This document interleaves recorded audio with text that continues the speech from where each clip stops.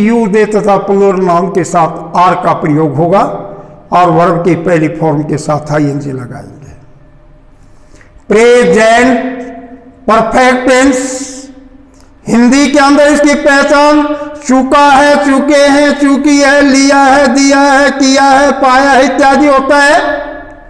और इसे present perfect tense की वर्ब जिस समय हम प्रेजेंट टेंस में उसकी चर्चा करें होते उस समय वो कार्य संपन्न हुआ हो उसको हम प्रेजेंट परफेक्ट टेंस कहेंगे। इसमें हेल्पिंग वर्ब हैज और हैव का प्रयोग होता है और वर्ब की थर्ड फॉर्म आती है। ही, शी, इट का सिंगुलर नाउन के साथ हैज आएगा। आई, वी, यू, दे तथा प्लूरल नाउन के साथ हैव का प्रयोग होगा और वर्ब की थर्ड फॉर्म आएगी। प्रेजेंट परफेक्ट कंटिन्यूअस टेंस, ये इसकी पहचान है। हिंदी में से रहा है, से रही है, से रहे हैं समय दिया गया होता है, यानी कोई कार्य किसी समय पर वो आरंभ हुआ हो और उस प्रेजेंट टाइम पर भी वो जारी हो तो उस वाक्य के अंदर हम प्रेजेंट परफेक्ट कंटिन्यूअस टेंस का प्रयोग करते हैं। जैसे वह 2 महीने से परीक्षा की तैयारी कर रहा है। He has been preparing for the examination for 2 months। वह 2 महीने से परीक्षा की तैयारी कर रहा है। तो प्रेजेंट परफेक्ट कंटिन्यूअस टेंस के अंदर हेल्पिंग वर्ब हैज बीन और हैव बीन का प्रयोग करते और वर्ब की पहली फॉर्म के साथ आईएनजी लगाते हैं। ये हमारे प्रेजेंट टेंस के वर्तमान काल के चारों भाग में। पास्ट इंडेफिनिट टेंस, जिस वाक्य के अंदर कोई वर्ब किसी भूतकाल में से में जिस समय की हम चर्चा करते उससे पहले वो आरंभ हुआ और उस समय भूतकाल के अंदर ही वो संपन्न हो जाए, उसको हम पास्ट इंडेफिनिट टेंस कहते हैं। हिंदी के अंदर जिस हिंदी के वाक्य के अंत में ए, आ, ई, उ इत्यादि आए, वह स्कूल गया, उसने पाठ याद किया, उसने कविता याद की, उसने भाषण दिया, आ, ए, ई, उ इत्यादि आए जिसके अंत में, वो पास्ट इंडेफिनिट टेंस होता है। इंग्लिश के अंदर जब किसी वाक्य की वर्ब किसी भूतकाल में आरंभ होकर के भूतकाल में संपन्न हो तो उसको पास्ट इंडेफिनिट टेंस कहते हैं। और साधारण वाक्यों के अंदर वर्ब के सेकंड फॉर्म का प्रयोग किया जाता है। यदि इंटेरोगेटिव वाक्य हो तो सब्जेक्ट से पहले डिड लगाया जाता है और नेगेटिव हो तो उसमें डिड नोट का प्रयोग किया जाता है। डिड और डिड नोट के साथ हमेशा वर्ब की फर्स्ट फॉर्म आएगी। पास्ट कंटिन्यूअस टेंस, जिस वाक्य की क्रिया भूतकाल के किसी यानी पहले आरंभ होकर के भूतकाल के उस समय जिस समय हम चर्चा करें उस समय भी वो जारी हो तो उसको हम पास्ट कंटिन्यूअस टेंस कहते हैं। हिंदी के अंदर इसकी पहचान है रहा था, रहे थे, रही थी। वह खाना खा रहा था, ही वॉज टेकिंग फूड। वह स्नान कर रहा था, ही वॉज टेकिंग बाथ। किसान खेत में हल जोत रहा था, the farmer was ploughing in the field. पक्षी चहचहा रहे थे, द बर्ड्स वर चर्पिंग। तो ये हमारा पास्ट कंटिन्यूअस टेंस है। पास्ट कंटिन्यूअस टेंस में हेल्पिंग वर्ब वाज और वर्ब का प्रयोग होता है और वर्ब की फर्स्ट फॉर्म के साथ आईएनजी लगता है। ही, शी, इट तथा सिंगुलर नाउन के साथ वाज का प्रयोग होगा आई, वी, यू, दे तथा प्लूरल नाउन बहुवचन संज्ञा के साथ वर का प्रयोग होगा और वर्ब की पहली फॉर्म के साथ आईएनजी लगेगी। पास्ट परफेक्ट टेंस जिस हिंदी के वाक्य के अंत में चुका था, चुके थे, चुकी थी, लिया था, दिया था, किया था, पाया था, आई, वो पास्ट परफेक्ट टेंस होता है। इंग्लिश के अंदर जब किसी वाक्य की वर्ब अपने पास्ट टाइम पर, जिस पास्ट टाइम का हम वर्णन करते हैं उस पास्ट टाइम पर वो वर्ब अपना कार्य उसने संपन्न किया हो, उसके अंदर पास्ट परफेक्ट टेंस का प्रयोग करते हैं। जब कोई क्रिया अपने भूतकाल में संपन्न हुई हो, जिसमें हम चर्चा करते हैं उस समय वो भूतकाल में संपन्न हो चुकी हो, उसके अंदर पास्ट परफेक्ट टेंस का प्रयोग करेंगे।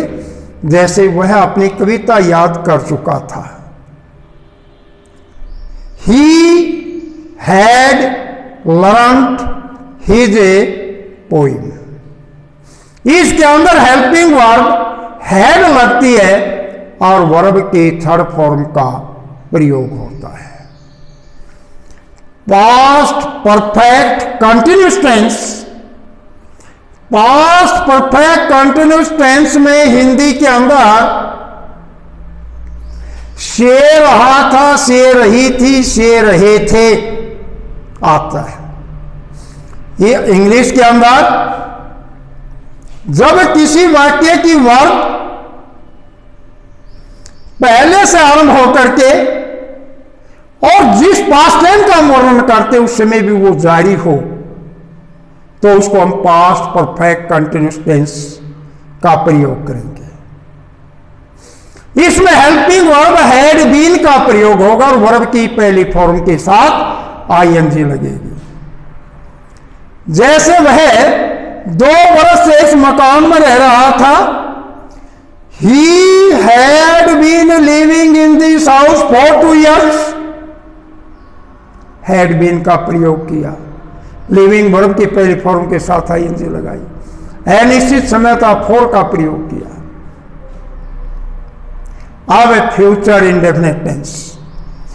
फ्यूचर इंडेफिनिट टेंस जब कोई वर्ब किसी भविष्य की घटना के बारे में बताती है तो उसे हम फ्यूचर इंडेफिनिट टेंस कहते हैं।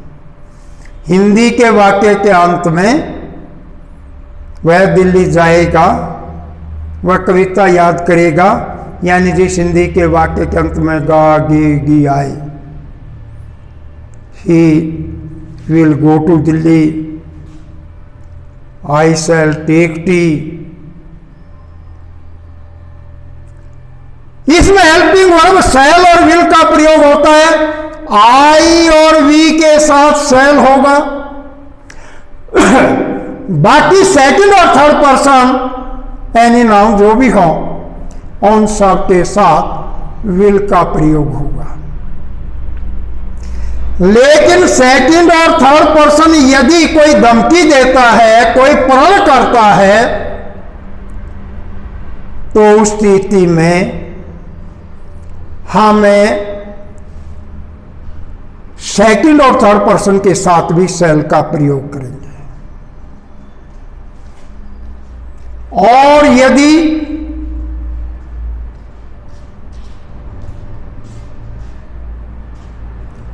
कोई first person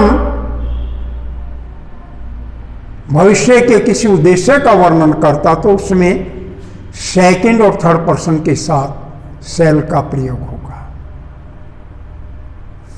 future indefinite tense में हेल्पिंग वर्ब शैल और विल लगेगी। वर्ब की पहली फॉर्म के साथ आईएनजी का प्रयोग होगा। आई और वी के साथ शैल, बाकी सबके साथ विल का प्रयोग होगा। 2 कंडीशन मैंने वो बताई कि कोई प्रण या धमकी देता है सेकंड या थर्ड पर्सन तो शैल का प्रयोग करेंगे, और यदि कोई फर्स्ट पर्सन किसी भविष्य संबंधी किसी उद्देश्य के बारे में कहता है तो उस स्थिति में सेकंड और थर्ड पर्सन के साथ और शैल का प्रयोग होगा, और उसमें फर्स्ट पर्सन के साथ विल का प्रयोग होगा। अब future continuous tense. Future continuous tense के अंदर हिंदी में रहा होगा, रहे होंगे, रही होगी। इंग्लिश के अंदर फ्यूचर टेन का जिस समय का वर्णन करते उससे पहले वो आरंभ होता है और उसमें फ्यूचर में वो कार्य जारी होता है, उसके अंदर हम फ्यूचर कंटिन्यूस टेंस का प्रयोग करते हैं। जैसे वह दिल्ली जा रहा होगा, he will be going to Delhi. मैं खाना खा रहा हूंगा, I shall be taking food.